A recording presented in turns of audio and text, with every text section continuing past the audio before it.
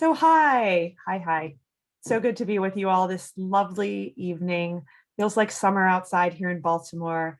And we have our friends, the cicadas, here with us too. So that's been interesting. So we're happy to have all of you join us and welcome to this evening's program.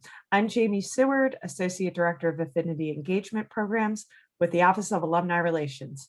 I'm here with our special guests, Dr. Jed Galen, Music Director of the Hopkins Symphony Orchestra, and composers Lisa Dusman and Carlos Sanchez-Gutierrez. This evening, we'll have the special opportunity to watch and listen to the Hopkins Symphony Orchestra's 2019 October performance of What Remains and their March 2017 performance of Girando Danzando. So before I turn the program over to our speakers, I encourage everyone to ask your questions in the Zoom Q&A located at the bottom of your screen.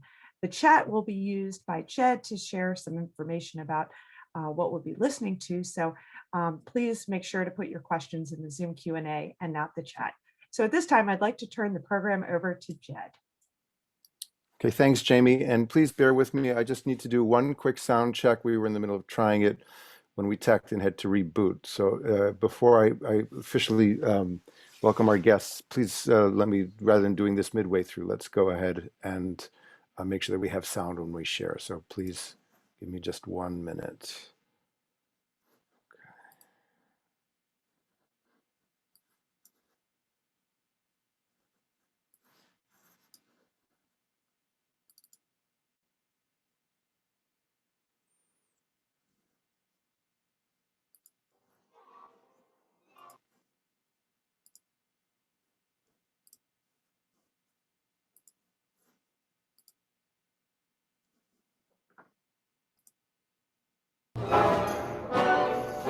Bring it.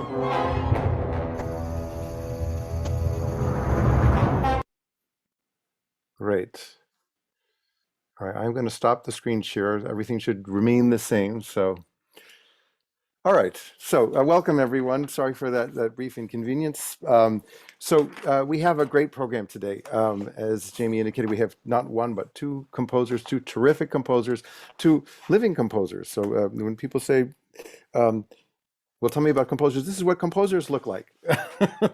And we have two great ones, and one who is a Peabody connection, studied and got his master's at Peabody, and Linda, who is right here in Baltimore, a resident in the city here, and very much in our Hopkins environment. So I thought I was trying to figure out what order we should do these two pieces, and either order sounded fine. So I thought, well, we'll do them in chronological order. So I thought we'd start with Carlos's, which is an ancient piece at this point, written in the 20th century, actually, though revised in the 21st century. And so I thought we'd start with Girando Danzando, which means basically spinning, dancing. And then after we talk a little bit about Carlos's piece and hear it, then we'll go ahead and we'll talk about Linda's piece and we'll hear that, and then we'll have some more conversation. So let me start by introducing and welcoming our two guests, Carlos Sanchez-Gutierrez and Linda Dusman. And welcome, we're really glad to have you here.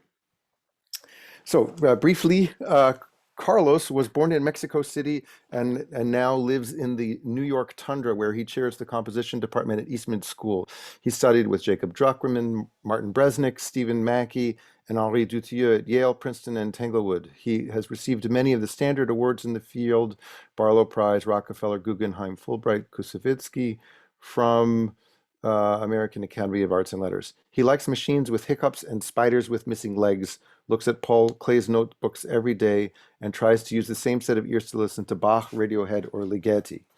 The music of Carlos Sanchez-Gutierrez has been described by the press as vigorously organized and highly visceral, neither eclectic nor postmodern, nor owing allegiance to any passing fashion.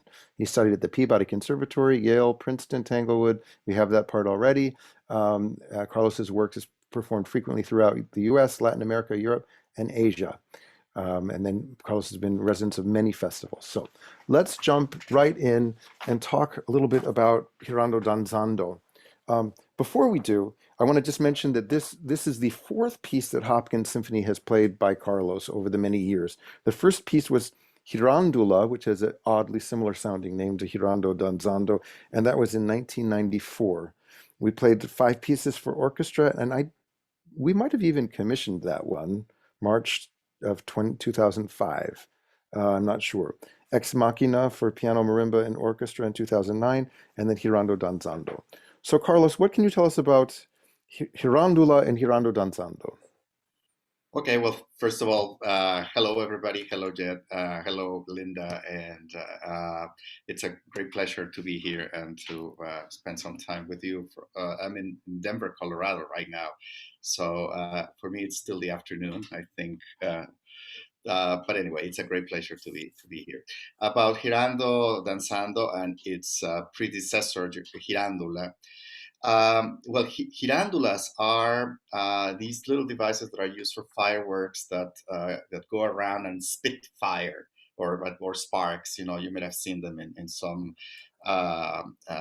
firework displays in particularly in Spain and Italy and in Latin American countries. You know, sometimes they even are uh, uh, mounted onto this thing that is carried by men, running around, and literally kind of like spitting fire and sparks.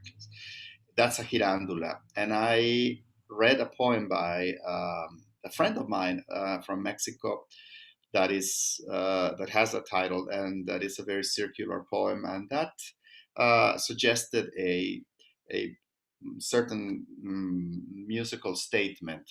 So I did something that I don't do very often, which is I uh, sat down at the piano and improvised a whole sequence based on a certain harmonic set of a certain harmonic premise.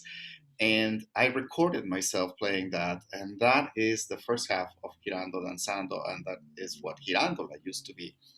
It's basically a continuum, harmonic continuum that changes in a number of ways over time, but that remains governed by a certain pulsation. And that is what that improvisation gave me. Um, Danzando, the second half of the piece, was composed anew afterwards. I wrote this piece for the Tanglewood Music Center, and it was played there. And I just needed a longer piece, so I refined Girandula and I added Danzando, the second half, which is a completely different thing. It is very active, very very energetic. It's full of propulsive rhythms, and it's much more dramatic and well, or dramatic in different ways, I suppose. And therefore, this is a two movement piece built into a single continuum. And yes, the title indeed can be translated as spinning and dancing, which is basically what happens in this work. Good. Um, I'd like to get to the music soon, but anything in particular that you are hoping people might keep their ears crooked for? I don't want to say what they should listen to because that's so puritanical and prescriptive. But is there anything that just sort of say, oh, you might listen for this, or anything in particular that you wanted to help frame Well, the viewing? yeah, I mean, I'm gonna give you. This is not the answer that you're expecting, I am sure, but it is what I always ask my audiences, and it's just keep your ears open. Just listen, be surprised, and I think that uh, I can define what I expect from my listeners as I expect them to listen to and listen for. And so I give my listeners something to listen, and then I expect them or I imagine that they will expect something, so they will be listening for a possible consequence to what I gave them. And I think that's an exciting way to listen to music. You're given something, and then you imagine what could be next, and you're either satisfied or surprised, or sometimes challenged, or sometimes disillusioned by the material that the composer provided. And I think that's an active kind of way of listening that I very much recommend, not just for my music, but for any kind of music. The first half, as I said, is very slow moving and continuous, and it develops very, very gradually up to a climax. The second half is exactly the opposite. It's a set of episodes that are jagged, and each of them explores rhythm in a different way. So spin with the first half and dance with the second, if you'd like. Thank you. I want to suggest that we have the Q&A open for questions. Please feel free, if you want, to write questions as the piece is going on. But we're gonna desist from answering them until afterwards. And I would actually recommend, along the lines of what Carlos said, you'll have time afterwards to ask Carlos questions. You can put them in the Q&A after you've seen and listened. I think it's far better if you can. Just go ahead and immerse yourself in the experience, enjoy. And let's jump right in, and fingers crossed that everything works as it did a moment ago. And I will share my screen.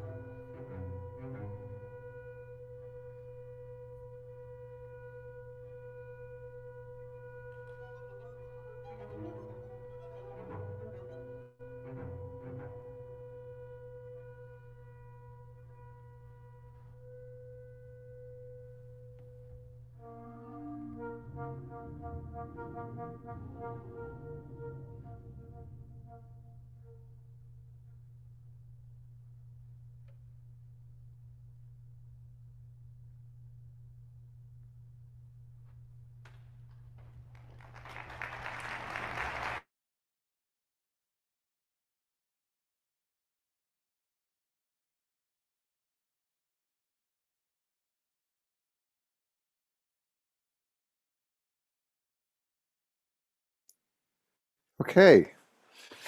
Well, bravo, Carlos. Thank you. Okay, let's see if we have any questions. Anyone in the Q&A? No, nothing that I'm seeing, or chat, nothing either. So, Carlos, I have a question for you. You have, once the danzando section starts, you have 3 iterations of do do pi do ti po po pip, that kind of gesture, and it seems to launch all the energy of danzando in the first time, and the second time it's like it seems to be a braking gesture, so to speak. At least as I see it. Do you want to remark on that at all, or Uh, oh well. or anything about the gesture in particular, how it came to you? It's a striking gesture, because there's been a lot that's been fairly close in range, and all of a sudden you have this thing, that's Well, it yeah. certainly is precisely that. The entire first half, so everything is very tight. It's kept within a very, very constrained, not exactly range, but a spectrum, I guess. And for the second half, I wanted something completely different. So starting with the first gesture, for the gesture that triggers the whole thing.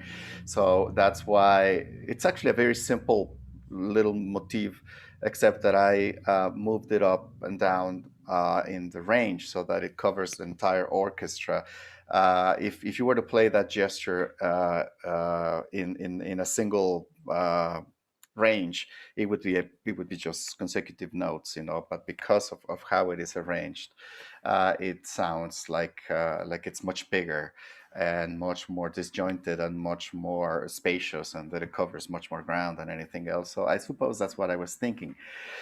So, with respect to why it comes back later, I really don't have an answer to that. It just seemed the right thing to do. I love it. I love that it does, and I Yeah. love that it does, and it kind of it you know, it's like a trickster element in the piece. It's the thing that gets everything going, and it's like, okay, now you're done. You know, like now, you know, it happens again, and all the strings have this nervous, you know, Yeah. jittery music, and then it happens again, and everything just calms. So it's sort of a it's an ex machina element, if I can use that reference. Yeah, Maybe, to yeah, me, to maybe me. that was, Yeah, you know, I mean, it's the kind of thing that you hear in Mahler all the time, you know. I sure. guess, of course, you know, Mahler does it better than I do, but it has that kind of quality, I suppose. Yeah, and So, I'm sure that I was I thinking also of it.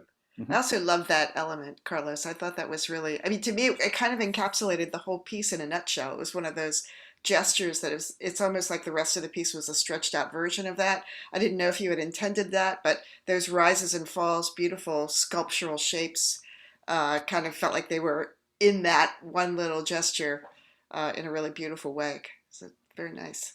Thank you. Gorgeous, gorgeous. one Thank final question, then, and we'll move on. This piece was from 1994, something like this, 94, 95. you.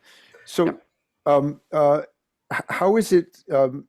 How do you feel your writing is very much in the same vein, or in a different vein these days? Well, in a way, it is exactly the same. In a way, it is very different. I mean, you know, I can answer with an anecdote.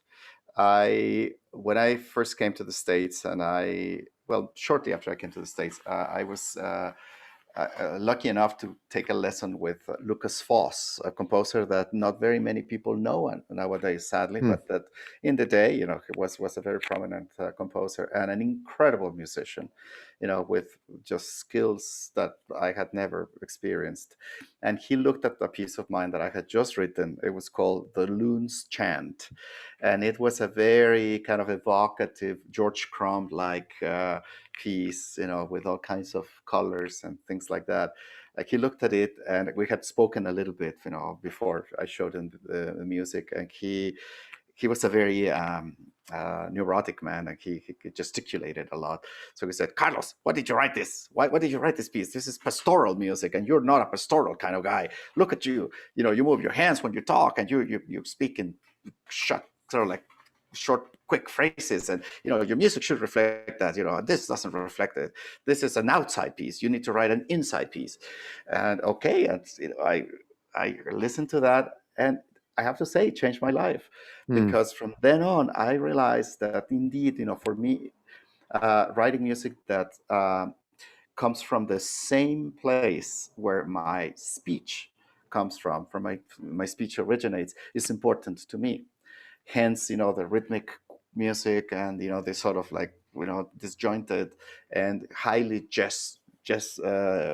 uh, gesture based kind of um, uh, discourse is my language, and has been my language ever since I took that lesson, which was shortly before writing that second movement, that second half of Girando Hmm. Danzando, by the way. Well, a couple of years before, I guess. You know, I was still a student when I wrote Girando Danzando, actually. So I think that's my answer. You know, my music has been ever since 1990 or so, being about what I have to say, literally, and saying it the same way that I do it when I communicate verbally. So we can blame Lucas Foss, all us performers, for why your music is so difficult. Is that right? Yes, absolutely. To execute, not to hear, but to Blame execute. it on, blame it on him. Yes, exactly. Yeah. Some people blame my mother, but that's a different conversation. I'll blame your mother, you, and your father. So no, great. It's really nice to have a chance to revisit this piece and to revisit what remains. Um, Thank you, Carlos. This was really a treat. Thank you. So let me introduce Linda with a little more detail than we did in the very opening. Um, Linda Dusman's compositions and sonic art explore the richness of contemporary life. From the personal to the political, her work has been awarded by the International Alliance for Women in Music, Meet the Composer, the Swiss Women's Music Forum, the American Composers Forum, the International Electroacoustic Music Festival in Sao Paulo, among many others. She has served in residence at such institutions as New England Conservatory, Conservatorio di Musica G. Niccolini in Piacenza, Italy, and the Conservatorio di Musica Giuseppe Verdi in Milano. She received in Milan. She received a Maryland Innovation Initiative grant for development of Octava, a real-time program note system. As a sound artist, Dusman began experimenting with spatialized texts in the 1980s with a passage from Gertrude Stein's The Making of Americans. Subsequent works include an interactive installation inspired by environmental decline using bird distress calls, and Mixed Messages, which uses telephone answering machine messages. Mixed Messages was installed at the University of New Mexico Museum of Art in 2005, the Pierogi 2000 Gallery in New York, an alternative exhibition on Wall Street, Dartmouth College, and the Hong Kong University. A frequent contributor to literature on contemporary music and performance, Dr. Dussman is a former holder of the Jeppesen Chair in Music at Clark University and the Liptis Chair at UMBC. She is currently professor of music and I believe still chair of the department at music. No longer. So, yay! Still professor of music and at UMBC in Baltimore. Linda, welcome. So good to have you here. Thank you. It's great to be here. So, I looked at actually both of your program notes that you'd written, and you both had such evocative notes. I don't know if you want me to read that, or did you want to say anything to sort of frame our seeing and hearing what remains at this point? Yeah, it's interesting, Jed. I mean, I went back and listened to the piece today, of course, thinking about tonight and what we were going to be experiencing tonight. I really think this is a COVID era piece. Mm-hmm. I think that we're going to be thinking about music written, in these couple of years in a particular category. At least it seems that way to me from some of the new music I've been hearing. And I think there's a sense of vulnerability in this piece that kind of anticipates what was to come in a way. The idea of, for those of you who will be hearing it for the first time, this came from a real contemplation of what we were experiencing in 2019, which was mass migration, COVID, climate change issues, regional violence of one sort or another, and that has kind of continued through 2020 and now into 2021. So the idea of people, taking acts as a kind of last resort. So these kind of waves of emotion that drive people in a certain direction where they feel like they have no choice but to do a thing, whether it be taking your child by the hand and walking out of the country of your origin, or mass violence of some sort. So it's a piece that again comes from a place of vulnerability, but thinking about what remains at the end, we have the capability for good. We're left with our breath, with our life, and the potential for our lives to be used for good. So that's kind of like the big picture of what I was trying to communicate in this piece. Wonderful. Great. I think anything in particular that you are hoping, the same question I asked Carlos, anything that you at this moment, a lot of times when I do pre-concert talks, I say to people, if you want to know abstractly what this piece is about, you're asking the wrong guy.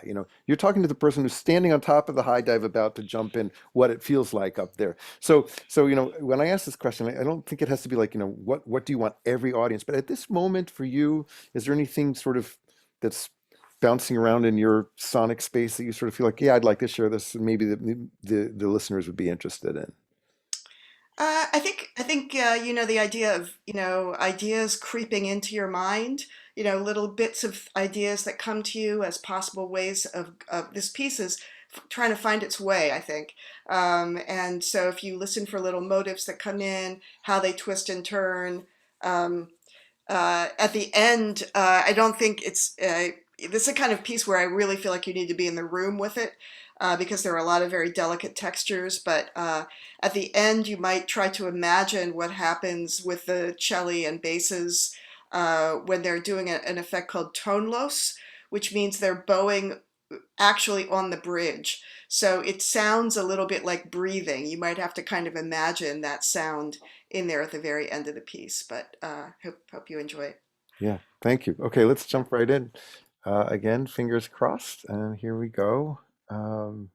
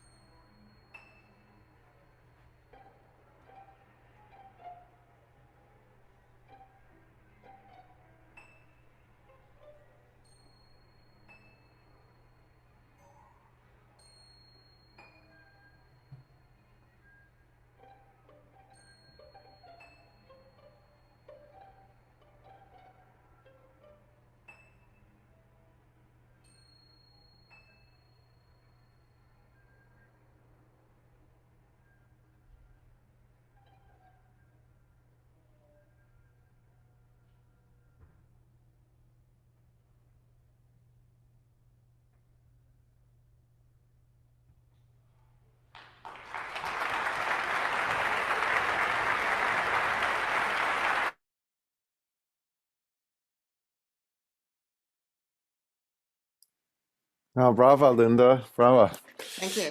Yeah. Thanks, Um, Carlos. it's really nice to get to hear these pieces repeatedly. It's really a pleasure. I remember talking to you, Linda. Well, first, let's see if people have questions from the chat. Or I know that there's some up for Carlos. We'll get to those later. But let's talk about what remains. Um, I remember when I spoke to you several months ago, or maybe half a year now ago, about doing this presentation together, and we talked about how, exactly what you said. I mean, I think some of the things that you were thinking about when you wrote the piece were, post Freddie Gray and so on, as you alluded to in Baltimore. But then, we entered into this period, and it almost felt prophetic. The kinds of hanging on to, what remains that you put. And I think, the structure of the piece, which is that it does this, and then it's just a gradual, like, you know things fall away, but what does remain is so beautiful. Is so Yeah. beautiful. Thank you. And as you say, I mean, it's so necessary to in both these pieces. I mean, the kinesis of Carlos's piece, but also the spatial elements of having, the cellos, as you say, sort of making the wind sounds there. Flutes were also doing the same at the end, and then to have the pizzicato sort of in that, sort of three-dimensional. It's not a poetic thing. I'm going to say it anyway. Three-dimensional grid. It's not a grid. It's three-dimensional space. The sort of that mobile of sound. Is really striking. Um, Questions? We have a comment from Samira. I wish there were split screens with cameras showing all the sections doing the different things. So different to see and hear it from the outside the orchestra. Samira, of course, played in both these pieces in the violin section. Yeah, great comment. Yeah. Um, Other responses for Linda? Well, if I may, I can say that I very much enjoy the piece. It's so full of incredible moments, orchestral detail, and you gave every member of the orchestra something important to do, which is something that I know orchestral musicians appreciate. It is really a concerto for orchestra in that respect. And at the end of the piece, for me, I had this aha moment Oh, good. in that, uh, I don't know. I mean, everything seems so beautifully concluded, and this dust that is sort of, as I think Jed was describing, that's slowly settling, is musical dust. So even without knowing what the Carlos, we've lost context. your sound. Oh, I'm sorry. Just when you were going to say the most important thing, say it again. We got you now. Okay, can you have me now? Okay. Yeah. I was going to say that the most important thing is that even if we don't know the context or we are not familiar with the context in which the piece was written, Mm. uh, purely musically, the piece does precisely that. It provides you with this complex experience, and then at the end, all that is left is this beautiful shimmering, dust that is so evocative. I thought it was absolutely transcendental, Thank really you. quite Thank wonderful. you so much. I really appreciate that. I mean, one of the things that I think we love about the orchestra, I can tell you love too, is the multiplicity of voices, so many voices. So, I mean, one of the few organizations you can think of where there are, perhaps 100 people on stage all agreeing to do the same thing at the same time. It's quite More or less. extraordinary. It's quite extraordinary, It is. Yeah. and to have that opportunity to have those voices speak. As a composer, it's a dream, really. I'm sure you Well, agree. Barenboim, this is exactly what he said about the orchestra he founded in the Middle East. That the orchestra, he was hoping that it would teach people how to work together, how to get along, and working in an orchestra is the perfect environment for that. It Yeah, teaches you about the needing each other, about being responsible for what you do, but only as it contributes to the overall effect. It hierarchies, all these kinds of things that are yeah, important for coexistence. So yeah, absolutely, yeah. yeah. I do have a question for you, Linda, if I may. Sure. Did you come up with the title before, within, during, or after you composed a piece? During, During. Mhm. during, yeah, I had no idea what to call it. I didn't know what it was. I mean, I kind of knew the shape that I wanted and what I wanted it to be, but it was kind of when I came up with that, when that title came to me, I could hear the ending, right? Mhm. So that Yeah. was a very special moment where I could hear what I wanted at the ending Yeah. when I knew what its name would be. Yeah, yeah, Mhm. yeah, That makes a lot of sense. Mhm. yeah, Thank you. yeah. Thanks for the I question. think this is, and this brings up. I agree with Carlos's statement completely.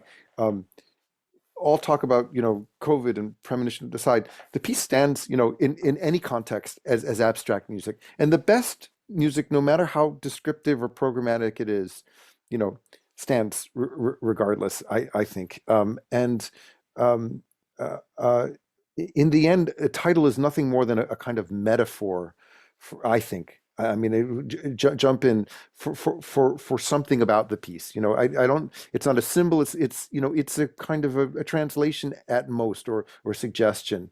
I don't know. There's so many pieces where the more I get to know them, the more the title and those elements fall away, and it just takes on a life of its own, which I think segues to the questions, if we could, that Henry Wasserman asked and DeWitt Brown answered in the question and answer. A question directed to the previous composer. This is Carlos. How do you believe that your Latin American upbringing, either through previous Mexican composers or in general Mexican and/or Latin American cultures, affected your compositions? And then DeWitt Brown answered this for you. Interestingly, you can respond to both the question and the answer. Carlos stated that his music is represented by his speech. I assume that his native speech is Spanish. How might this music be different if he were German and/or French? Oh, je ne sais pas. Non so. Weiß es Okay. nicht. Yeah, that one I wouldn't know. But oh boy. So with respect to the first question, I am not. I'm sure that I'm influenced by everything around me. I have been in the States now way longer than I ever was in Mexico. And yet, I feel every day as if I had just arrived in the States. I feel Mexican, and I speak with this Mexican accent, etc. And my culture is Mexican. My innermost culture. However, I didn't really grow up listening to Mexican music per se, and I've never felt very, very close to Mexican folk music. I love some of it. I hate some of it, but I have never been very, very close to it. Actually, I was playing South American folk music before I ever even attempted to play Mexican music. You know, this was mostly for political reasons because I was involved in, you know, certain movements where the music of South America, protest song, for example, was very important. So musically, I'm not sure. I'm an admirer of Silvestre Revueltas, who is, to me, the greatest composer of orchestral music in Mexico, at least in the 20th century. And I perhaps, you know, have been influenced by his music, but I don't necessarily cultivate the kinds of things that himself and composers of the nationalist movement in Mexico did, which amounts to reinterpreting folkloric sounds into a symphonic sound or a classical Western European sound. I think I'm more influenced by literature and by art, by the literature and the art of Latin America, certainly, because I am more of a literary type than anything else. You know, I just, you know, I grew up reading, and I think I converse with literature even more closely than I converse with music, quite frankly. I mean, that may sound strange, but that's basically how I am. Same with plastic arts. You know, I grew up in an environment where there was a lot of Mexican art. You know, a lot of artists, young and old, but you know, very active around me. My sister owned an art gallery, and I think that is really what influenced me. And I think that's what became this sort of speech that I'm talking about. Whether that speech would be different if I spoke a different language, I am not sure, because maybe Jed, you know me, you've known me for many years, so maybe you can tell if I sound different when I speak Spanish than when I speak English. I don't think I do. I think I'm the same sort of, like, you know, neurotic, crazy human Yeah. being. You know? So Carlos, you know, it's a great topic. I want to make sure we're at 8. We can go a couple minutes over. I want to ask Linda a kind of similar question. You know, you've done so much with regards to, and you know, as a already still today, it's rare enough to have classical composers, women classical composers, you know, and you've been doing this some time, and when you started, it, you know, was even rarer. I'm wondering if you you know, if you can shed, it's just a kind of parallel question. How might, either being an American, how do you feel that your music is different being an American from being an American woman? How does your identity or your upbringing shape your music? Um, I feel very much like I've worked my entire life to develop a woman's voice in my music. I don't feel like it was something that existed very well when I, you know, was young. Um, Still today, I hear young women saying they need to compose like a man Mm, in order to have their music be uh, programmed, published. I've had the great benefit of, you know, being a really dedicated academic, so I love teaching. So I haven't had to make a living as a composer in the same way that people who are freelance composers have. But I felt very strongly from very early on that I wanted to discover what is my voice as a woman composer. And many women composers didn't want to be thought of that way. They wanted to be thought of as a composer, but I felt like I didn't know what that would be without taking my identity as a woman into account for me. So people have different opinions about that, but you know, I have to say too, as you say, you know, I'm still doing it, right? And it occurred to me at a certain point along the way that many of my colleagues were quitting. They changed into another profession. They became very discouraged, and I felt like I really needed to uh, continue. You know that we're glad you did. I made a commitment to continue, right? Yeah. And so standing on the shoulders of those who came before me, for sure, no question about that. But and I hope to be a model to my female students my students of color, my students. I have a diverse group of composers who I teach, and I'm really committed to what is an American voice. So, Carlos, I really feel like your music is American music, right? We together are creating an American voice here. So, Yeah. very inspiring to hear your work. Likewise, Linda. Thank you. I want to thank you both. I have to say that I love having these pieces juxtaposed. I'd like to do it again and flip the order, just to see. I mean, these pieces speak to each other in very beautiful ways. I found, and you've spoken also very beautifully, about each other's pieces and about your own pieces. And I really, really appreciate the opportunity to have you both on and to share this great music of our time that has been. One was a premiere here. And actually Girandola was, I think, the premiere at Hopkins Symphony that became Girando Danzando. So I should say that I have a long association with both composers. Linda's goes back, I couldn't believe it, but when I was studying at American University Prep, and Linda was teaching music appreciation when I was all of 12 years old or something like that. So we go back that far, and Carlos and I go back to our days at Peabody. So it's a really great pleasure and great to have a chance to put you two together. Jamie, I want to thank you, and I want to thank all our listeners especially. Thank you for really nice comments here, wonderful companion pieces from Samira, Susan McCauley. What a wonderful program. Thank you all. And so thanks, DeWitt Brown also. Thank you, both beautiful atmospheric.